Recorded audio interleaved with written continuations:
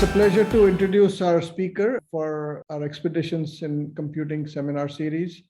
We had a small break during summer, but I think this is the start of the next round of talks. And we have an excellent speaker today, Arvind Srinivasan, a friend of mine for more than 35 years now. I just counted as I was planning to introduce him.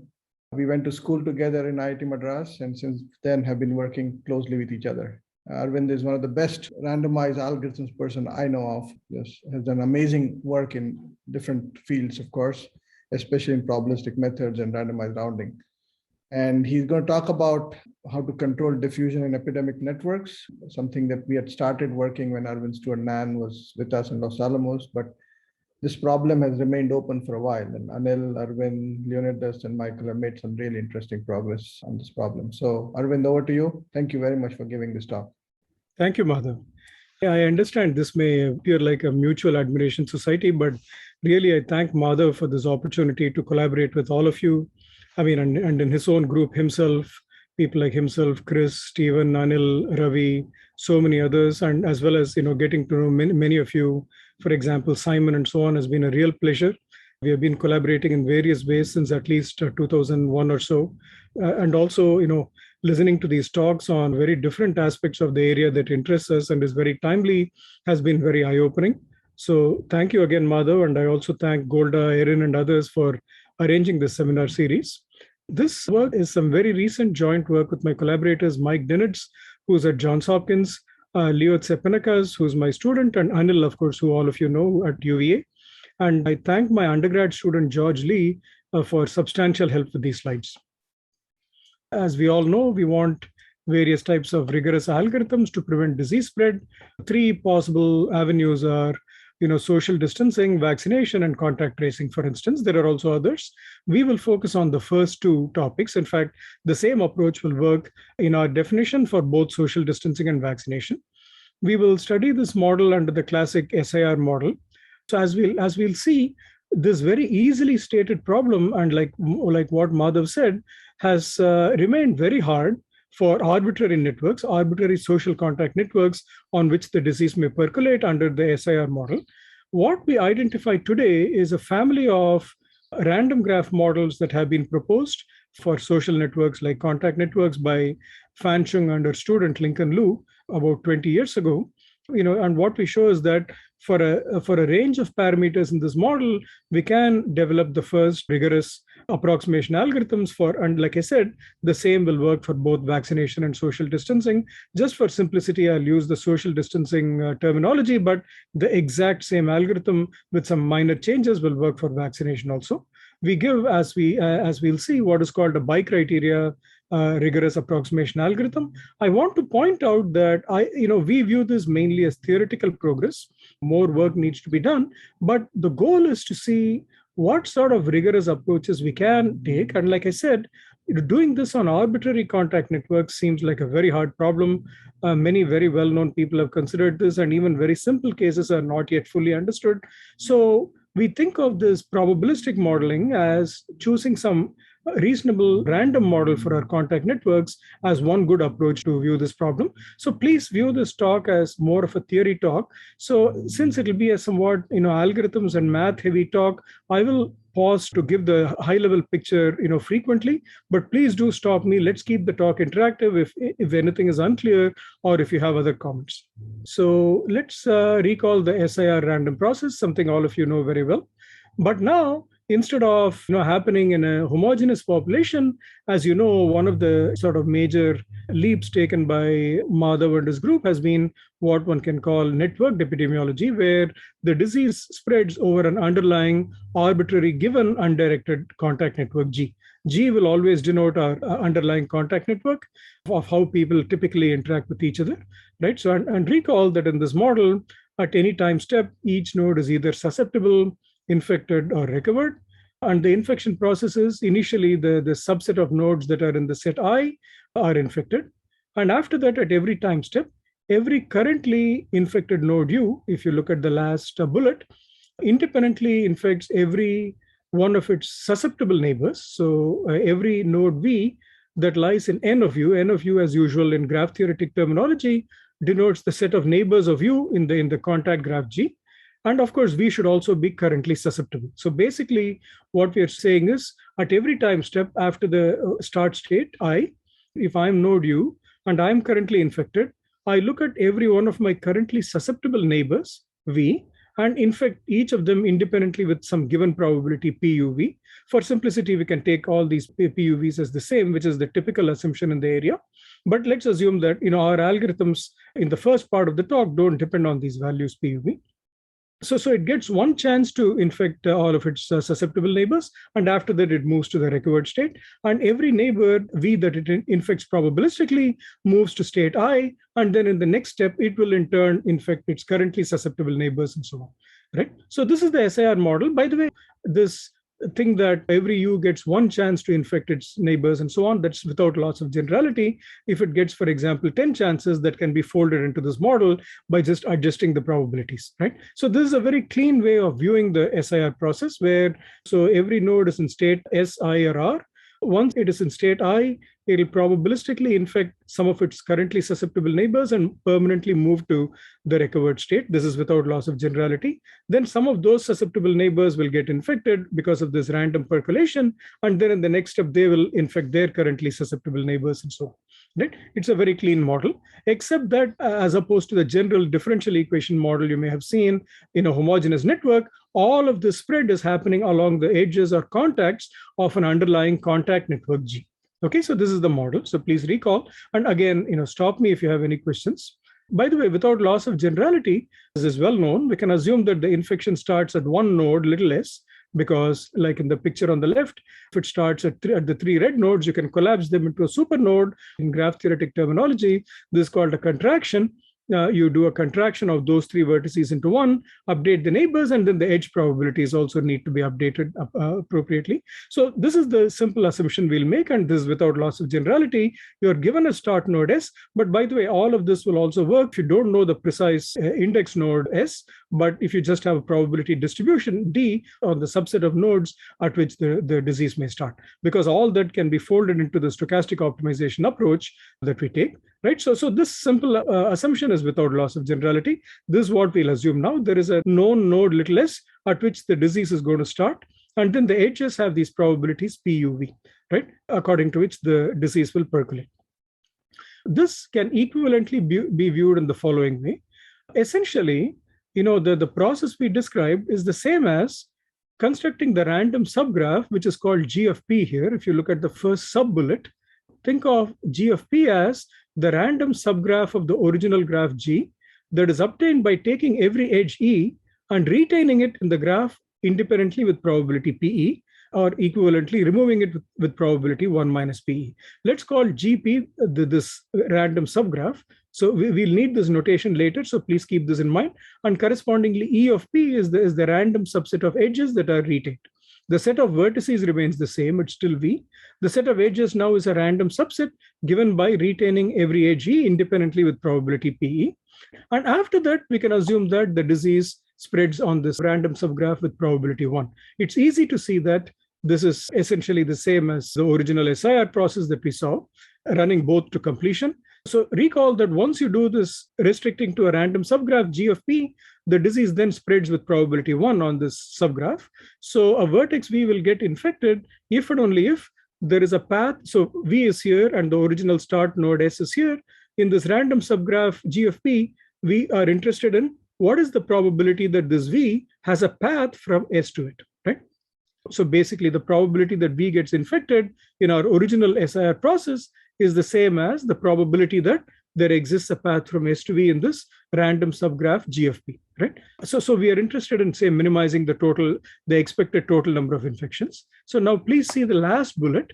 And this, again, this notation looks a little complex, but it's not much. And we will need that for the rest of the talk. So let's parse it a little bit. This inf stands for a number of infected, right? So it's not infimum, but number of infected. Basically, this notation inf V, E of P, S just means you start with the vertex at V and then take the random subset of edges E of P, where every edge is retained independently with probability P of V. And you're also given the index node S, right? So where the disease starts. And now the expectation is taken over the random choice of G of P of what is the total number of expected nodes, right? Now, of course, we are not just interested in this question. This is a purely probabilistic question, right? You take a random subgraph, how many nodes V are expected to remain connected to the source, to have a path from the source S, right? That's not what we are interested in. We are interested in intervening in this graph, which we'll come to. But this kind of notation will be useful. So E, the subscript G of P means that the randomness is over the random subgraph choice of G of P. And then the inf is this notation. Inf is if you have the set V and the set E of P as the set of edges on which the disease can percolate, and S is the start node, right? So just to illustrate, for example, suppose all edges had P equal to 0.5, for example, PE equal to 0.5. And if you had the left-hand side graph with the red node S, that's equivalent to first remove every edge independently with probability 1 minus P, which also is a half. It retains only these red nodes and it disconnects the gray nodes, right? If you look at the right-hand side picture, now the subgraph on which the disease will spread is only the red subgraph on which the disease will now propagate with probability 1 and infect everybody. So from now on, we will only think of G of P. So please recall this notation. G of P simply means that we retain every edge E independently with probability PE. The set of vertices remains the same. Since the intervention problem on general graphs G seems very hard, we will work with reasonable random graph models for our social contact networks. And one such, like I said, is what was developed by Fan Chung and her student Lincoln Lin-Yuan Lu around 1999 or so. In this equation for PUV, don't worry about the denominator for a minute. That's just a normalizing constant, right? Essentially, you're saying the following here. So now you construct a random graph on the set of nodes capital V as follows. For every node little v, you're given a weight WV, which is simply its expected degree. So recall that the degree of a node V is the number of neighbors it'll have, right? It has in the graph, right? So now you want to construct a random graph where for every vertex V, you're given the expected value of its degree. These WVs is a vector of values you're given for every vertex V, right? So now the way you construct this random graph is for any two nodes U and V, put an edge between them independently with probability proportional to the product of their weights, WU, WV. That's what you see in this formula. The denominator is simply a normalizing constant, so don't worry about that, right? So it's the thing to keep in mind is you're given an expected degree for every node. Now, look at every pair of vertices U and V, put an edge with them with probability proportional to the product of their weights. That's it. Right? And then once you normalize by this constant, it's easy to show that the expected degree of any node U in this resulting random graph is not exactly WU, but approximately WU. But in fact, it will be exactly this if self loops are also allowed. That doesn't matter too much to us. So the edges are present independently. So of course, Chung-Lu is defined for any choice of values WV. What choice should we pick? One natural choice, as you very well know, is long tail or power law graphs, where basically the number of nodes with the weight I goes to 0 polynomially in I, not exponentially in I. So it goes to 0, for example, if this parameter beta is say 3.5, the expected number of nodes with weight I is proportional to 1 over I to the 3.5, right? So recall the big difference from standard Erdős-Renyi like random graphs, where once you go above the mean or below the mean, the number of nodes of degree I drops off exponentially, like in a Gaussian distribution. But here, in other words, the number of nodes of weight I, when I is say more than the expected weight, will be like e to the minus I or e to the minus some simple polynomial function of I, while instead of that exponential fall or exponential decay, you only have polynomial decay, where the exponent of the polynomial is beta. Beta is given as a parameter of the model, right? So, and as you know, many social networks have this kind of property. In particular, it means that there is a long tail. The long tail is a phenomenon that we are all aware of. So even if the expected degree is say 10, for example, in the Facebook network, the average person is probably connected to a small number of people, like 100 or something. But one can easily imagine somebody who has, say, 10,000 Facebook friends, right? So because of this lack of exponential decay and only polynomial decay, this is possible. And as you know, numerous natural as well as human-made networks have this power law degree distribution property. This is what we'll assume. For some natural reasons, beta has to be greater than 2 for some convergence reasons in doing some of these summations. So that's always the assumption. Yeah, so let me, by the way, critique this model right away. On the one hand, so why are we using Chung-Lu? So in some work that few of us did around 15 years ago, we found that what is not a very desirable property of Chung-Lu? As you know, social networks display a lot of homophily, right? So I am typically connected to people who have a similar profile as me, or if I make friends with two people, A and B, then A and B likely will also become friends with each other because they see these common contacts. Social networks also nudge them in that direction and so on. In other words, you'll have a lot of triangles, a lot of dense, small dense networks, etc., which are not present in random graphs. So I think a legitimate criticism of the Chung-Lu model is that it doesn't have this kind of community structure explicitly built in.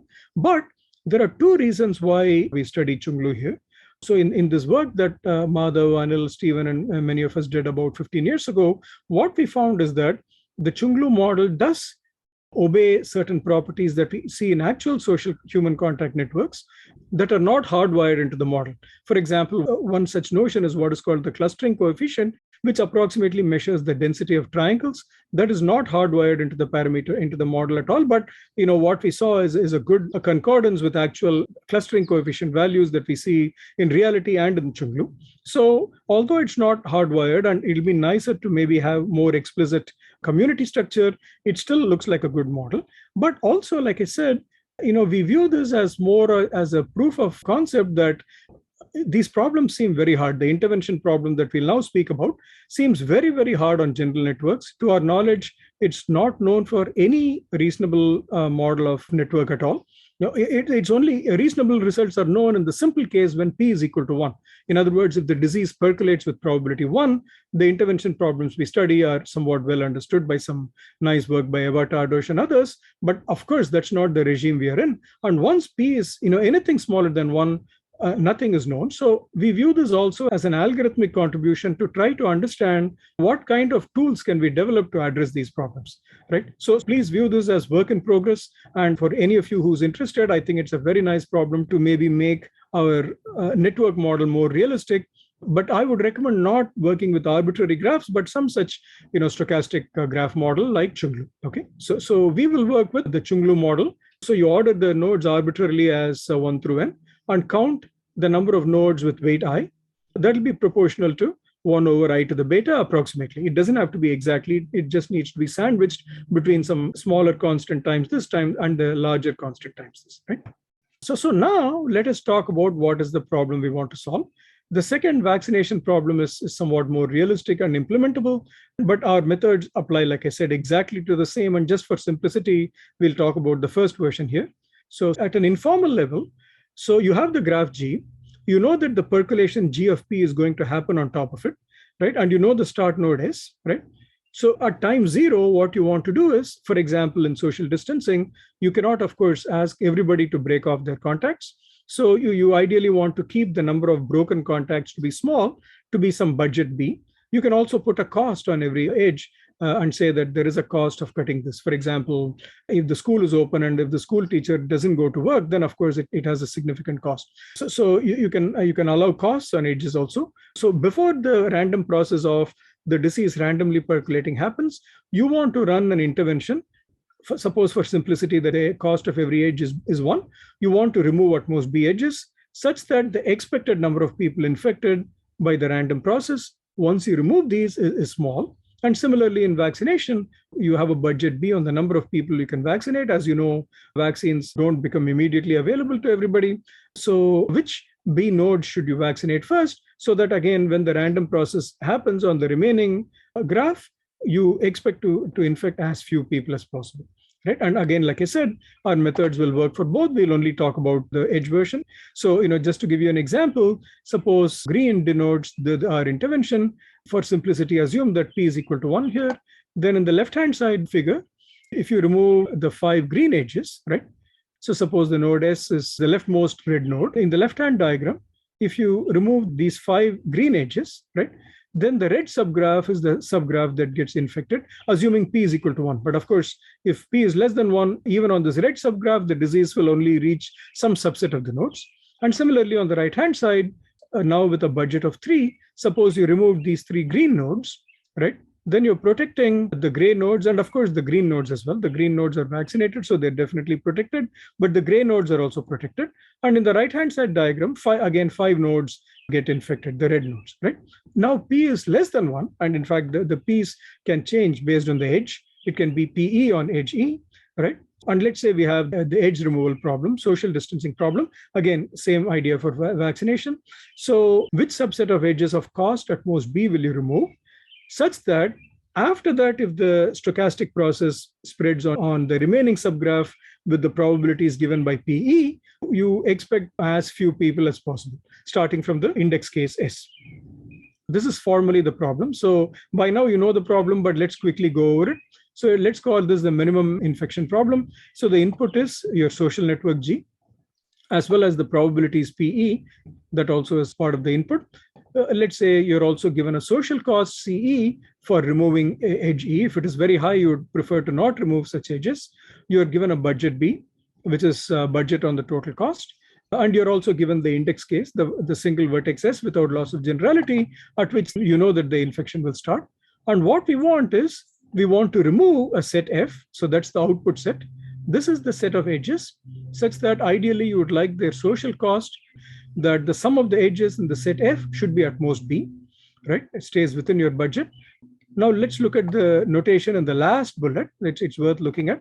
So now the expected value looks the same as before, except that inside the inf term, you have V, comma, E of P minus F, right? So that the backslash is a minus, right?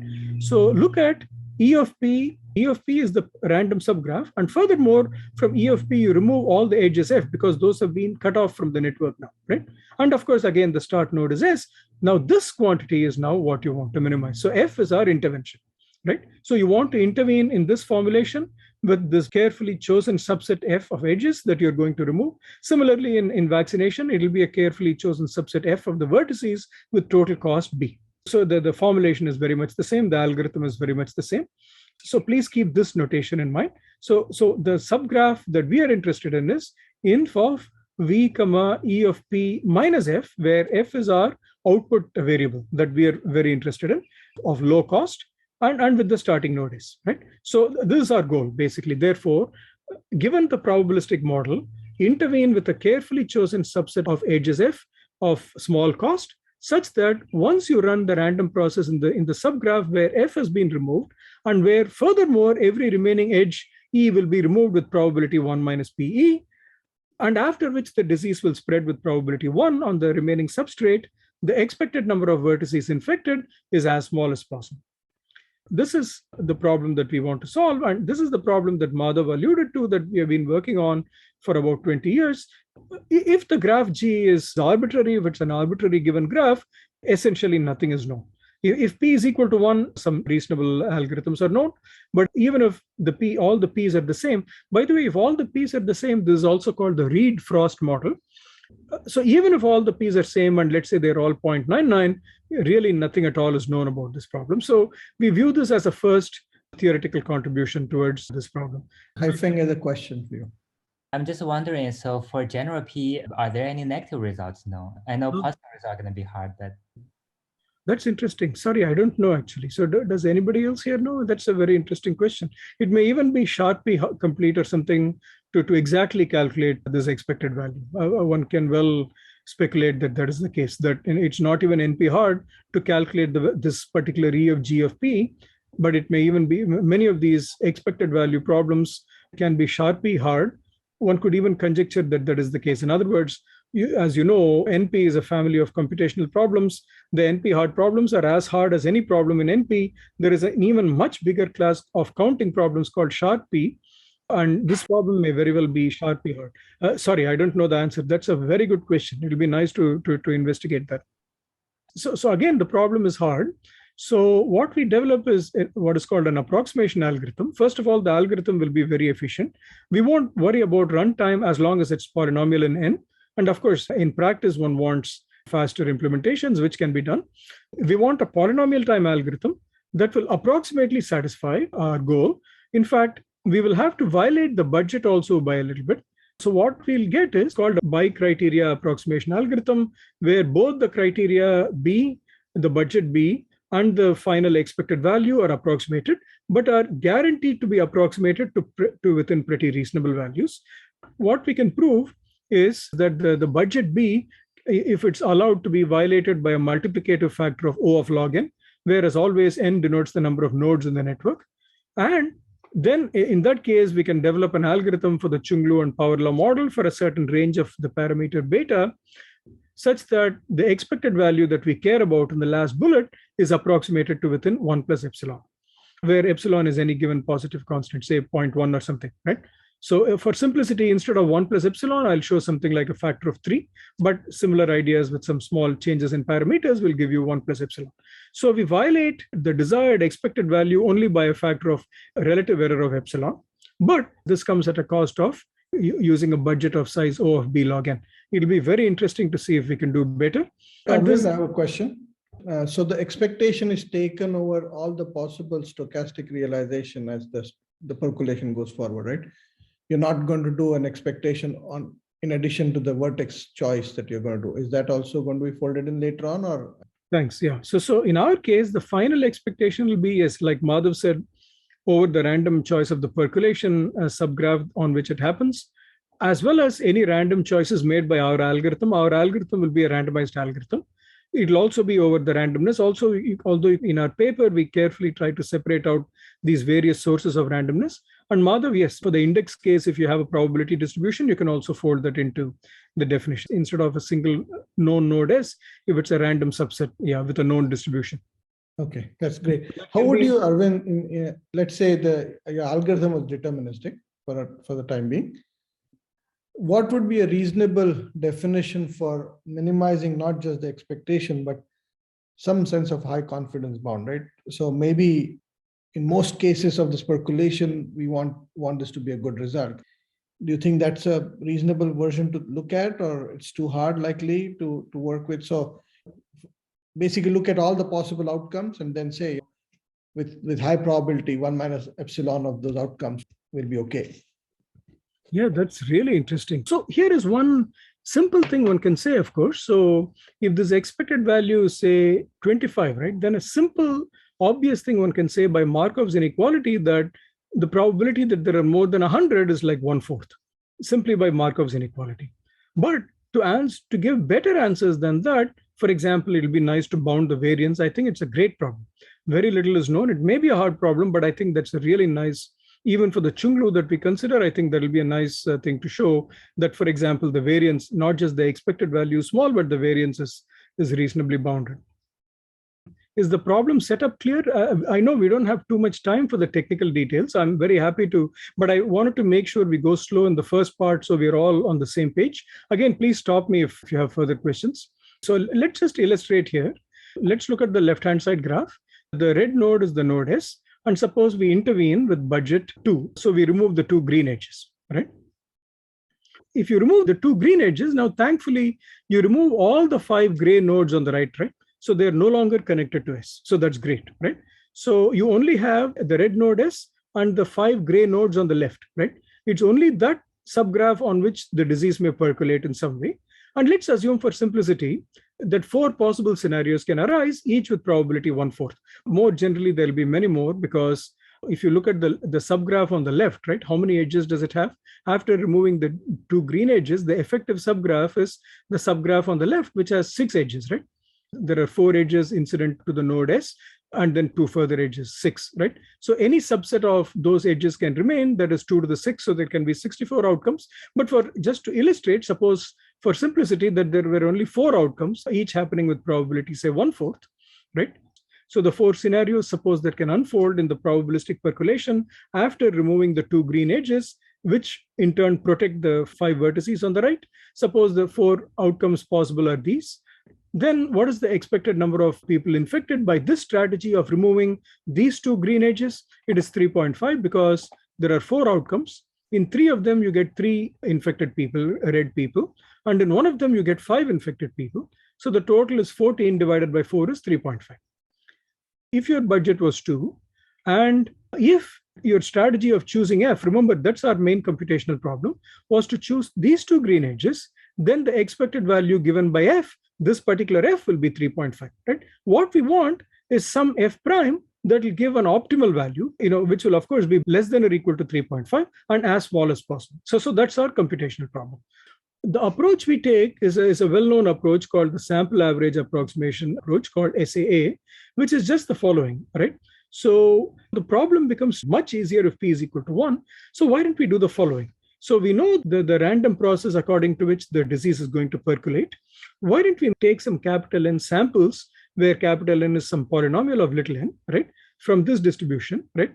So the first sample will give some subgraph G1, the second subgraph will give you some subgraph G2, and so on, up to G capital N. Now, assume that our disease percolation distribution is the uniform distribution on these capital N graphs. This is called the sample average approximation method in general in stochastic optimization. So basically, please see this. You sample capital N graphs, where the jth graph Gj will have the same vertex at V and a random subset of edges Ej, representing the SIR process. And then again, remember, F is the set of edges that we want to remove, right? Please look at the sub-bullet that defines H of Gj, F. H of Gj, F, where again, think of F as a particular subset of edges that is within budget for us, is simply the number of infected people. And now it's a totally deterministic thing. You take Ej, because once you sample it, it's a deterministic quantity. From Ej, you remove F, and then just see how many people are reachable from S, right?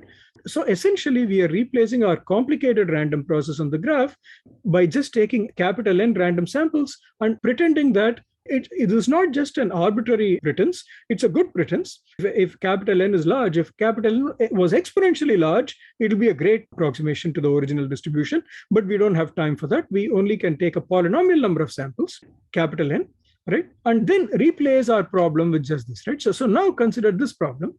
So yeah, now again, we want a subset of edges F that minimizes this quantity, the average over all the given subgraphs Gj of the number of people infected in subgraph Gj if you remove the edge F. And at this point, all the percolation is deterministic. There is no randomness.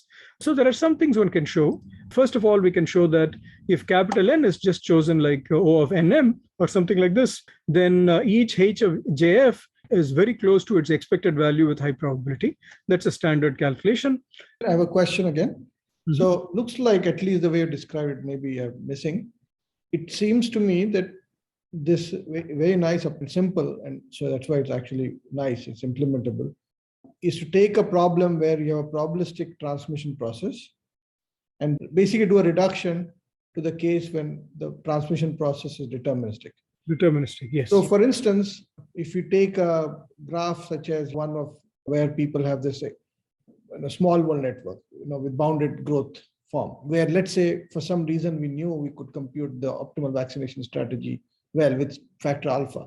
It seems to me that factor alpha will just sort of come through in the second step, right? Whatever that factor alpha is, or is it the fact that that won't necessarily happen, the fact that the Chung-Lu graph made a big difference in how the approximation played out in the second step? So far, this doesn't assume anything about Chung-Lu. We'll see a specific parameter gamma that can work for any model. If that gamma is bounded by a polynomial in little n, we are in good shape. And then what we show is that the Chung-Lu model, indeed, for a certain value of parameters beta, satisfies that condition. Yeah, so what is gamma actually? I can tell you. It's very simple. Take our full graph G. It may be a random graph given by Chung-Lu. So there may be randomness already in G. And then retain every edge independently with probability PE. And now you take your set S, look at the expected number of paths going from S of all lengths. Right? Expected number of simple paths of all lengths going from S. In an arbitrary graph, this can of course be exponential.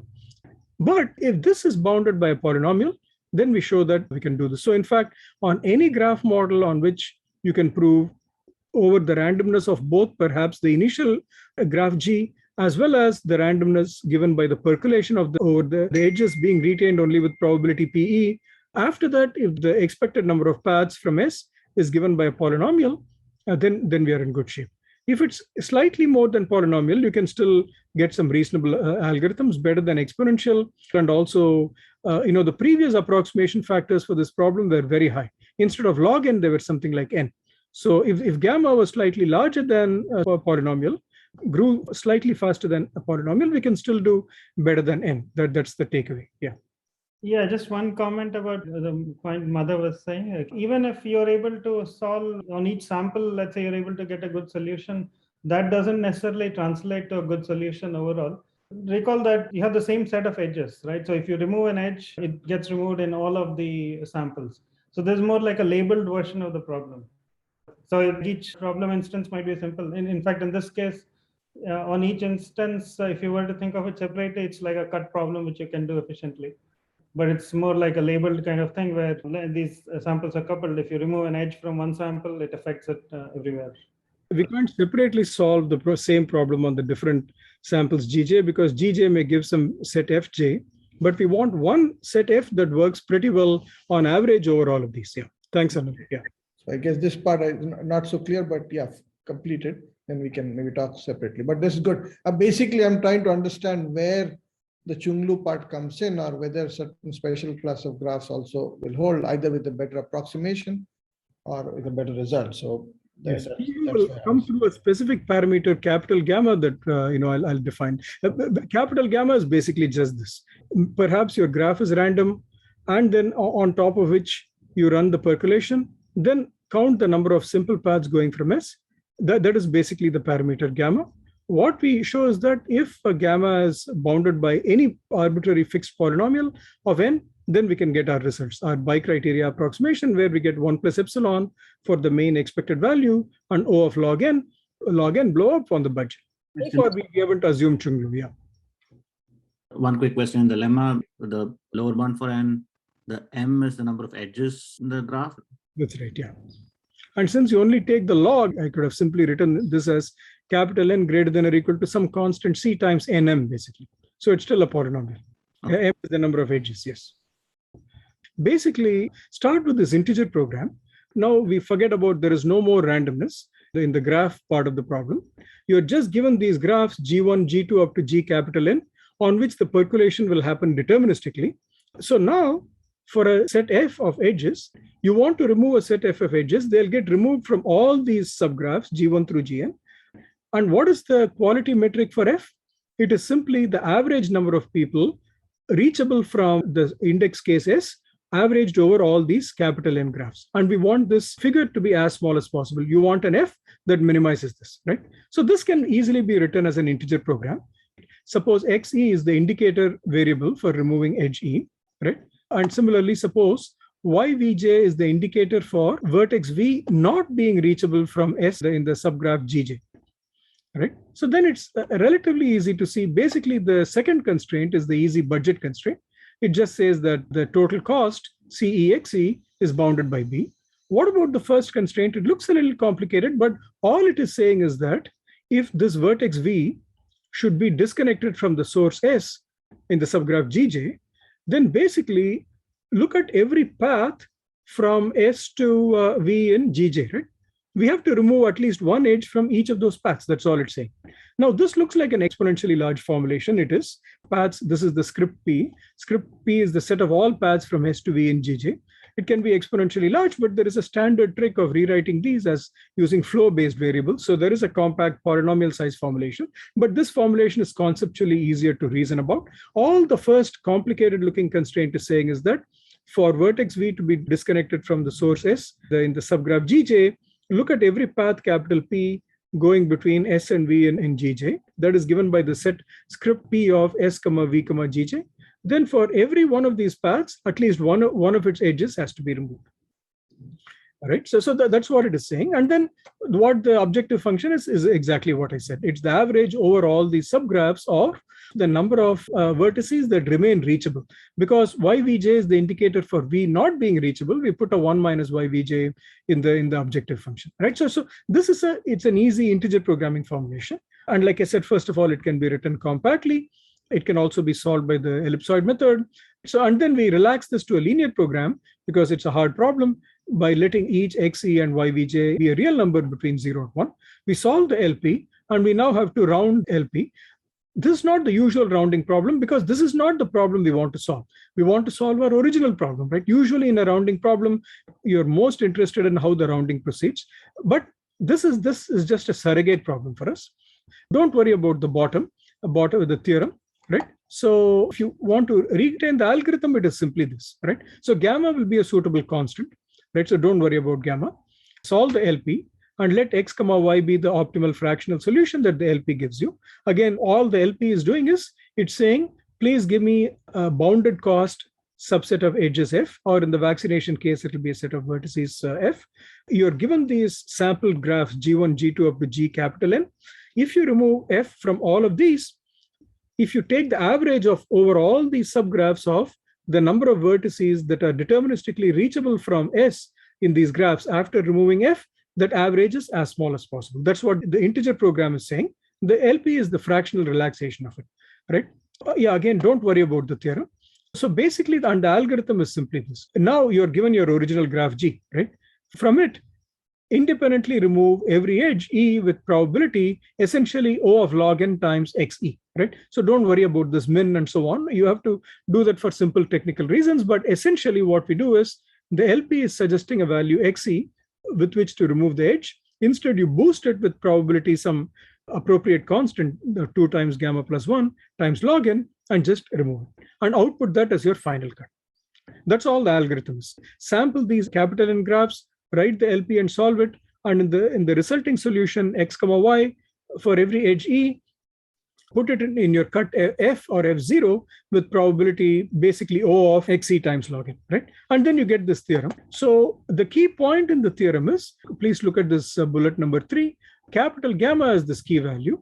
It is the expected number of simple paths from S in our original graph G of P, where again, G itself may be random. It can be given by Chung Lu, for example, right? So essentially what this theorem says is that we get the guarantees that I told you, O of log n violation for the budget, and in this case, 3 violation for the optimal solution, but really it can be made 1 plus epsilon. All of this can be pushed through if this gamma is bounded by any fixed polynomial, say n to the 5 or whatever, any fixed polynomial. That's all this theorem is saying. So, similar kind of things can be made to work if you can run for some amount of time slightly higher than polynomial. If you can allow your approximation ratio to be slightly higher than log n, etc., we can allow gamma also to rise somewhat faster than any polynomial function. So Arvind, in general, if the graph is dense, you expect the expected number of paths to be fairly large, right? So would likely work only when the graph is relatively sparse. Generally the case in contact networks. Correct. So that's why it's not a bad assumption. And for every beta value, you will get the sparsity. But graph with roughly edges which are growing linearly or maybe a little bit more is the set of graphs we likely work out. Is that a fair assumption from purely theoretically? Yes. Okay. Oh, Ravi has pointed out that this problem is indeed Sharpe complete by Laumans and Zinclusive. I just got a message from Eric. He'd like to know if the spread which is being modeled is spatially distributed. It is distributed along the contacts of the graph, basically. So the graph may be embedded in some space, in which case it is propagating in that space. So the nodes may be embedded, yes, in some kind of metric space or something. So for example, what this assumes is that I'm not necessarily connected to everybody who's near me, and I'm not necessarily disconnected from everybody far away from me in this space. This graph tells me that typically, yes, it probably in practice, it will say that I have a contact with many, many people who live near me, but I'll also have some sporadic long range contacts because I commute to work, etc. Right? Also, we have friends who are not just our physical neighbors in whatever spatial coordinates we are looking at, but also some people who are far away, right? And some people necessarily have to interact with many others, like bus drivers, cab drivers, etc. The model for this is some graph, and we typically include some randomness in it to incorporate these random long-range links, etc., that we may have. Essentially, what we show is the following, basically the above. So, like I said, we need gamma to be polynomial in n. What we show is a phase transition. What we show is that if beta is greater than 3, then indeed gamma is polynomial in n. If beta is 3, it's not just does not imply gamma is indeed bigger than a super polynomial in it. But this is for what value of the percolation constant? So this gamma is basically, when take the first positive result with beta greater than 3, what we show is that if the percolation probability P is bounded by a sufficiently small constant C0, say 1/3 or something like that, if all the PEs are less than or equal to say 1/3, if beta is greater than 3, then gamma will indeed be bounded by polynomial in it. On the other hand, if beta is less than 3, even if all the PEs are say 10 to the minus 10 or something, gamma as a function of n grows faster than n, basically. That's what we show. So we show a phase transition result. So let's interpret this. Basically, what the first result says is that if beta is greater than 3, then indeed, as long as the probability values PE are all less than or equal to a certain threshold, and it's a nice open question to push that threshold value C0 as high as possible, this algorithm will work well. The negative part is an interesting result about the Chung-Lu model itself. It just says that our current analysis will not work because our current analysis needs that gamma should be at most polynomial in n. Sorry, this is written a little wrong. Chung-Lu with beta less than 3 and all the probabilities being any constant will not just does not imply, it shows that gamma is super polynomial in n. It grows faster than n. So the current analysis will not work.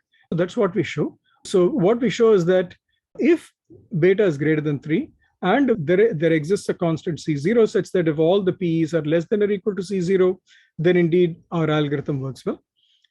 For beta less than 3, we show this phase transition thing. By the way, one small question is what happens when beta is equal to 3, just as from a mathematical viewpoint. It's not particularly otherwise interesting, but does something strange happen when beta equal to 3? So one very interesting open question is, what about the realistic regime when beta lies between 2 and 3? The other question is, how large can we make C0 such that as long as all the PEs are less than or equal to C0, in our case where beta is greater than 3, we can still get a good result. Like I said, Chung-Lu does not explicitly include community structure, and it'll be very nice to include that. Finally, we view this as tool building for our vaccination, social distancing, intervention problems, and we view this as one step towards it, and it'll be great to develop more such tools. So thank you all again, and I'll stop here. Thank you very much, Arvind. Great talk. I've asked many questions, so I will let others ask questions rather than myself. So please go ahead. Quick question here on the gamma, capital gamma. If beta is greater than 3, we still need it to be a polynomial that's smaller than n to the small gamma minus 1, right? But the small gamma is a parameter we can pick. So okay. So it's not a constant. It's something that we can pick. We can choose. We can choose. Okay. Yeah. And then the other quick question is in the LPU formulation. Yeah, in this, the second line, the path P. So the path P is defined on capital G of J. Yes. So here we don't know F yet. Yes.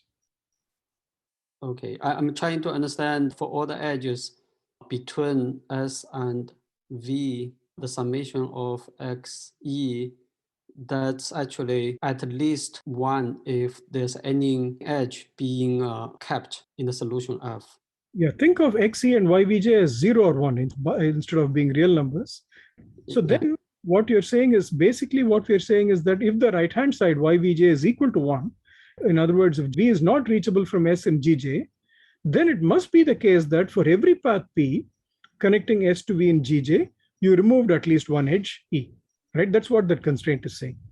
XE is the removal. Okay. Yes. Okay. Thank you. Yeah, that's all. Did get a question from Eric in the chat. He says, thank you. One more question. Assuming that the spread of a disease evolves into space and also into the time domain, he'd like to know how the presented process includes a spatial temporal consideration into the modeling process. Yeah, that's a great question. So here we are not considering the multi-stage version of this because we assume that we intervene once and then everything happens, right? But of course, in vaccination and so on, we initially produce some, then we ramp up and we produce more and so on. So it's really a multi-stage stochastic optimization problem where initially you construct some set F0 Then after some time, say maybe 5 units of time, you're allowed to construct another, say F0 is a set of people you vaccinate initially. And then after 5 time step, you can construct F1, then F2, etc. The intervention doesn't just happen once and we stop, but we continuously intervene. But maybe with some, we let the disease unfortunately propagates a little, and then we intervene with F1 and so on. We think the spatial aspect is modeled by the graph. I don't know if that answered your question. And the temporal aspect is not, answered by these. So it'll be very interesting to study that problem. Maybe just for simplicity, just instead of F, suppose you're allowed to construct F0 and F1, right? Just twice. So suppose it's a 2-stage stochastic optimization problem. Can we extend some of these techniques, for instance? I think that's a nice problem. Well, thank you everybody for a really good discussion today. And of course, thank our speaker, Arvind, for a wonderful talk. Thank everyone for attending, and remind everyone that our next seminar will be in 2 weeks. That's August 26th. We'll have Judy Fox from UVA talk. Thanks again, Arvind. Thanks, everybody. Thank you very much, Arvind. Thanks for joining. Okay.